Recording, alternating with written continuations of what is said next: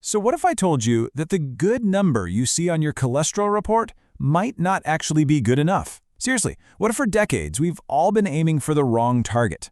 Today, we are going to dive deep into the science of LDL cholesterol and figure out just how low it should really go. All right, before we jump in, you know the drill, we have to get this out of the way. We are not doctors, and this is absolutely not medical advice. We're here to unpack the latest research for you, but when it comes to your personal health, you always talk to a qualified medical pro, okay? Let's get to it. Okay, so let's set the scene.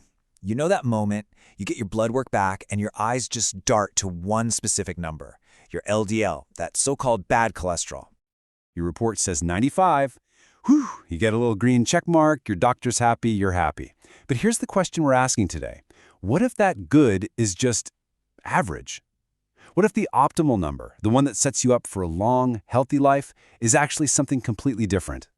For years, the magic number has pretty much been 100. You get below that, and you're told, hey, you're in the clear. But, as you're about to see, the science has been quietly rewriting that entire rulebook. And this is where things get really interesting. Check this out. While the US guidelines aim for below 70 in very high-risk patients, over in Europe, cardiologists are way more aggressive. They're pushing for below 55 or even below 40. Now, this isn't just some small disagreement. It's a totally different philosophy on how to prevent heart disease.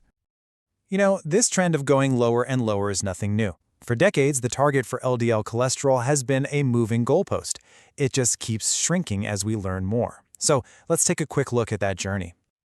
This timeline, wow, it tells such a powerful story. In just a couple of decades, we've gone from a target of 130 all the way down to talking about numbers below 40.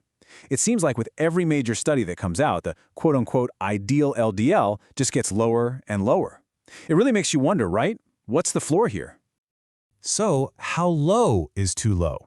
Well, to answer that, we don't even need a lab. We can just look at this incredible experiment that nature has been running for thousands of years.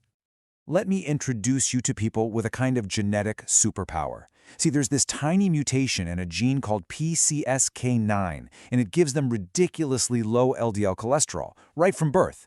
They are the living, breathing proof of what a lifetime of low LDL can do for a person. And the result?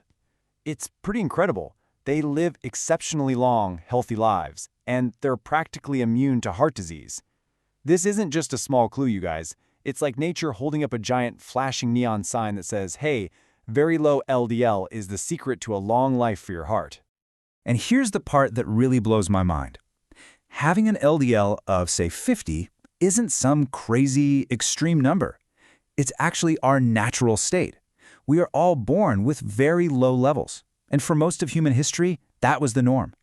The high LDL levels we see all around us today, that's the real abnormality. So if nature has already shown us the path, can modern medicine actually follow it? Well, this is the new frontier in cardiology, trying to deliberately push LDL to levels we once thought were impossible. I'm talking all the way down below 30. And the amazing thing is, we now have the tools to do it. Scientists were so inspired by that genetic superpower we just talked about that they created a whole new class of drugs called PCSK9 inhibitors. And just look at the results from this landmark study. These drugs can literally slash LDL by almost 60%, getting patients to an average of just 30. And, you know, at these super low levels, something incredible starts to happen. We can actually begin to reverse heart disease. That's what plaque regression means. That gunk that clogs up arteries can actually start to shrink and stabilize. Now, researchers are, of course, still watching for any long-term risks, but so far, the data looks unbelievably promising. And listen, this isn't some fringe idea. We're talking about the biggest names in cardiology, legends in the field, who are now making the case that for people who already have heart disease, getting LDL below 30 isn't just an aggressive goal, they're saying it's a necessity to prevent another heart attack or stroke. Okay, so what does all of this mean for you sitting there right now? Let's try and translate all this cutting-edge science into some new practical targets to think about for your own health. So let's just completely rethink what good means. The old standard, under 100? Let's set that aside. The new research is telling us that for optimal, lifelong prevention, we should probably be aiming for below 60. But, and this is so important, for those who are already at high risk, people who've had a heart attack or maybe spent years eating a pretty standard American diet, the new goal to actually halt the disease in its tracks, it might be as low as 30. That is a massive change in thinking. And this brings us to a really provocative conclusion.